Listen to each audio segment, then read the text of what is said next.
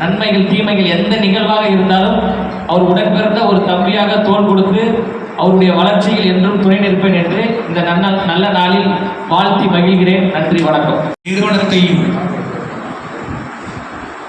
தொடங்கி வைத்திருக்கிற அன்பு சகோதரர் சேவியர் அவர்கள் உங்களிடையே இந்த கல்வி நிறுவனத்தை வாழ்த்தி உரையாற்றி மகிழ்வார்கள்.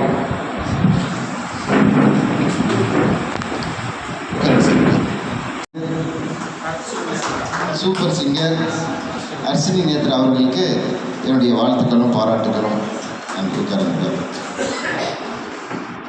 இந்த வெண்ணிலா எஜுகேஷனல் அகாடமி தொடக்க விழாவுக்கு வந்திருக்கிற உங்கள் அத்தனை பேருக்கும் பலமான வணக்கங்கள். நீங்களாம் வரதுக்கு முன்னாடியே நான் சீக்கிரமாக கேட்டு வந்துடுறேன். ஜபக்கூட்டம் நடக்குது. ஃபாதரியார் ஜபம் பண்ணார், இதை திறந்து வச்சு ஃபாதரியார் ஜபம் பண்ணார், இங்கே திறந்து வச்சு நாங்கள் சீக்கிரமாக வந்துட்டேன் இந்த நிகழ்ச்சிக்கு. அவர் பைபிள் இருந்து சில வரியெல்லாம் சொல்லி வாக்கு தத்தம்லாம் சொல்லி திறந்து வச்சார். சின்ன வயசில் நான் கேட்ட ஒரு ஃபேமஸான மனசிலேயே பதிஞ்சிருக்கக்கூடிய ஒரு பாட்டு, கர்த்தர் நாமம் எங்கள் புகலிடமே, கருத்தோடு ஜெபிமனமே, சோகம் நீக்கி சுகமளிக்கும் தேவனே, கலங்கலையா நாங்கள் கலங்கலையா. இந்த பாட்டு ரொம்ப ஃபேமஸாக அந்த காலத்தில் சின்ன வயசில் நான் பாட்டேன்.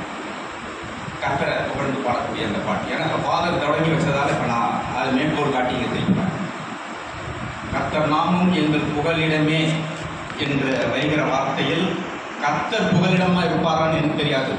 ஆனால் கல்வி புகலிடமாக இருக்குமா? சோகம் நீக்கி சுகமளிக்கும் தேவனே வரும். சோகத்தை நீக்கி சுகமளிப்பது கர்த்தராக எனக்கு தெரியாது. கல்வி நிச்சயமாக சோகத்தை நீக்கி சுகமளிக்கும். கலங்கலையா நாங்கள் கலங்கலையா எங்களை தெளிவிக்கும் ஆண்டவரே.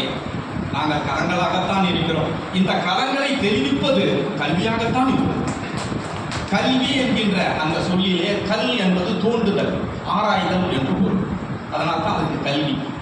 கல்வியோடு நெருக்கமாக சம்பந்தப்பட்டிருக்கிற இன்னொரு பொருள் ஆசிரியர். ஆசு என்றால் குற்றம், அரியர் என்றால் நீக்குபவர், குற்றங்களை நீக்குபவர்.